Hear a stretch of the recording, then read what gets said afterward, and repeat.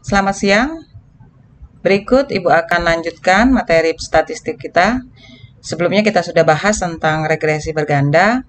Hari ini Ibu akan jelaskan lanjutannya, yaitu korelasi berganda. Di sini sudah Ibu siapkan contoh soalnya. Datanya mengambil data yang kemarin yang regresi berganda. Ada variabel Y, terus ada dua variabel X, yaitu X1 dan X2. Variabel Y adalah variabel pembelian barang atau pengeluaran suatu rumah tangga, di mana variabel itu, faktor itu tergantung dari variabel X, variabel bebas, yaitu tergantung dari variabel X1-nya jumlah pendapatan, X2-nya jumlah anggota keluarga. Ya, kita akan menentukan korelasi berganda. Di sini yang ditanyakan koefisien penentuan dalam korelasi berganda.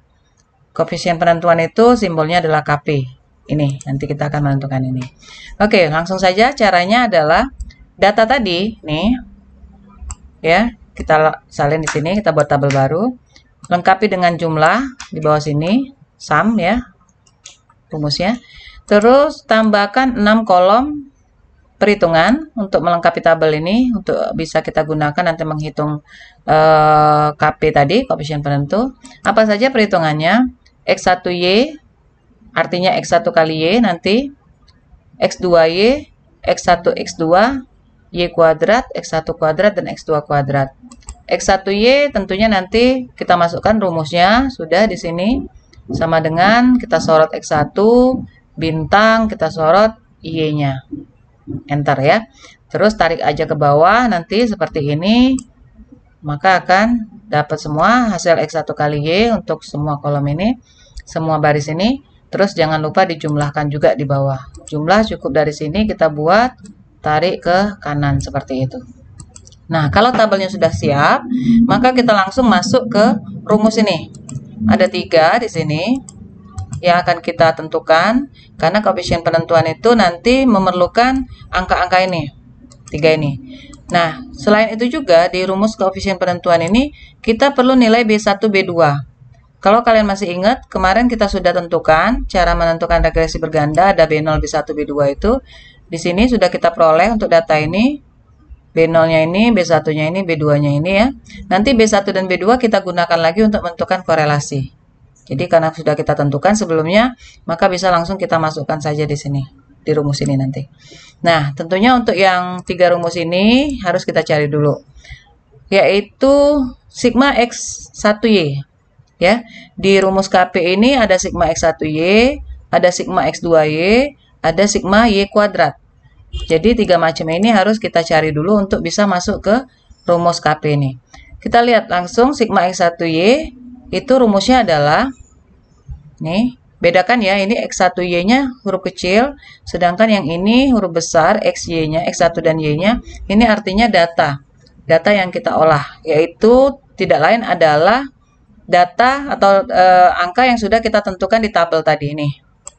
Khususnya yang jumlah ini ya. Jumlah, bagian jumlah, yang bagian bawah ini. Langsung saja kita lihat. Kita lihat satu persatu rumusnya. Sigma X1Y ini.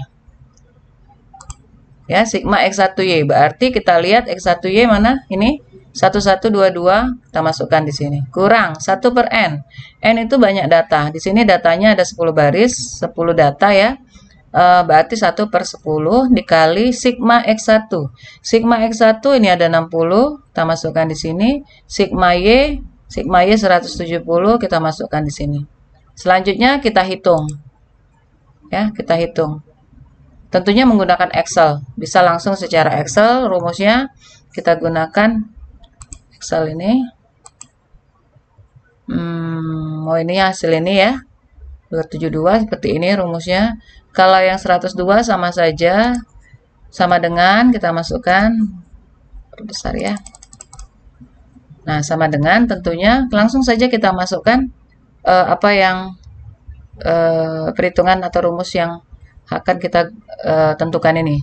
1122 1122 kurang, jangan lupa sama dengan dulu ya di Excel. 1 dibagi 10 per itu artinya bagi, atau kita buat per aja langsung. dikali bintang 60, bintang lagi kali 170. Hasilnya 102, enter saja langsung. Nah, 102 ya. Itulah cara menghitung rumus yang pertama. Dengan cara yang sama, rumus kedua bisa kita tentukan juga antara X2 dengan Y. Jadi nanti rumusnya sigma X2Y, kita ambil di sini. Mana X2Y ini? Totalnya 737, seper N sama seper 10. Sigma X2, sigma X2 40, sigma Y 170. Dengan cara yang sama, kita hitung hasilnya 57. Terakhir sigma Y kuadrat. Nah, sigma Y kuadrat ini kita langsung masukkan rumusnya. Sigma Y kuadrat kita lihat di sini 3162 ya, kurang seper 10 dikali sigma Y dalam kurung pangkat 2. Hati-hati rumus ketiga ini di ujungnya ini sigma Y kita masukkan dulu 170, terus ada pangkat 2 ya, pangkat 2 di sini.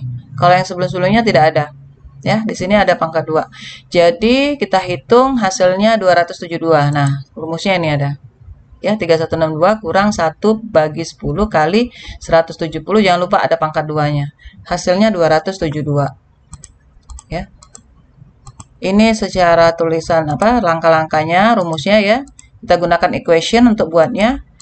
Tapi untuk hasil angkanya ini tentunya harus dibuat dalam bentuk rumus Excel seperti ini. Bisa di bagian bawah dari rumus-rumus ini seperti itu. Harus dicantumkan hasil atau dapat angkanya ini menggunakan rumus Excel ya.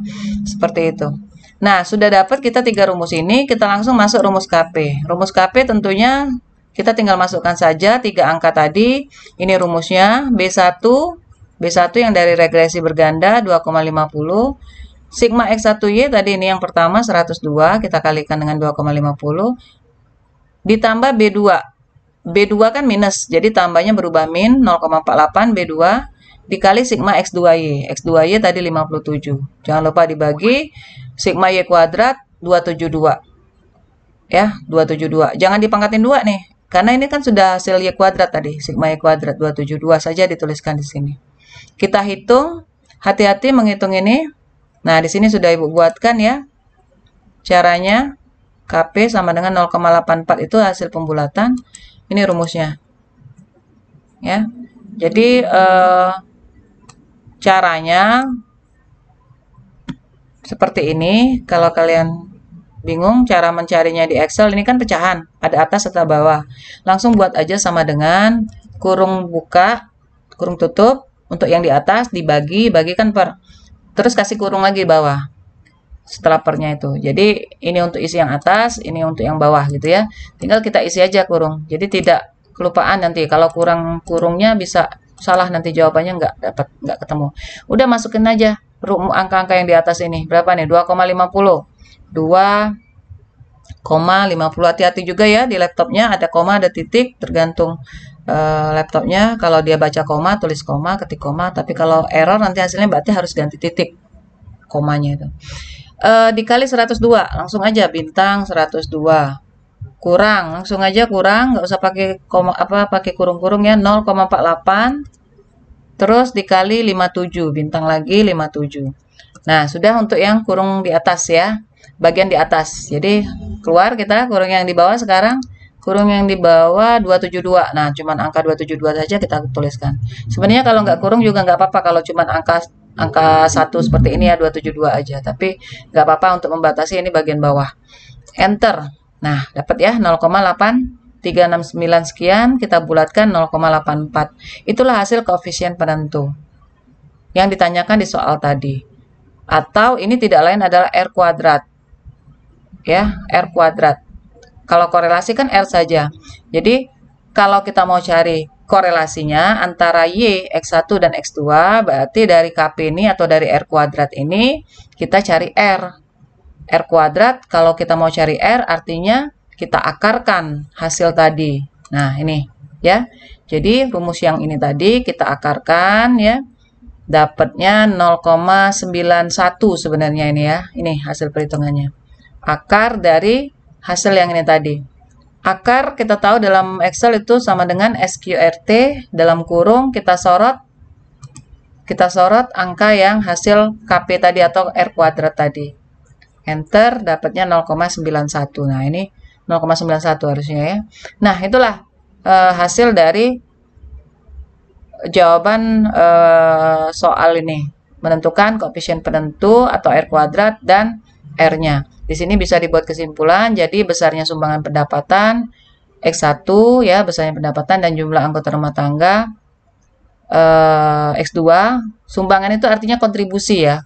Jadi KP itu sama kayak kontribusi variabel X ke Y-nya berapa persen. Ingat dalam persen nanti. Berapa banyak, berapa besarnya. Kita nyatakan untuk pembelian barang tahan lama ya, untuk Y-nya tadi adalah 84%. 0,84 dikali 100% ya, 84%. Sedangkan sisanya, nah boleh saja kita tambahkan sisa. Sisa itu artinya dari 100 kurangin 84, 16%. Itu mungkin disebabkan oleh faktor lain selain X1 dan X2 tadi. Inilah cara penyelesaian soal ini. Oke, nanti kita lanjut satu lagi yaitu korelasi parsial. Kalau ini kan ngambil korelasi untuk ketiga variabelnya, seluruh variabel X1, X2, dan Y. Nanti ada lagi berikutnya, video berikutnya adalah korelasi untuk ngambil dua variabel. Ya, oke. Ini saja untuk korelasi berganda yang ngambil variabel keseluruhan.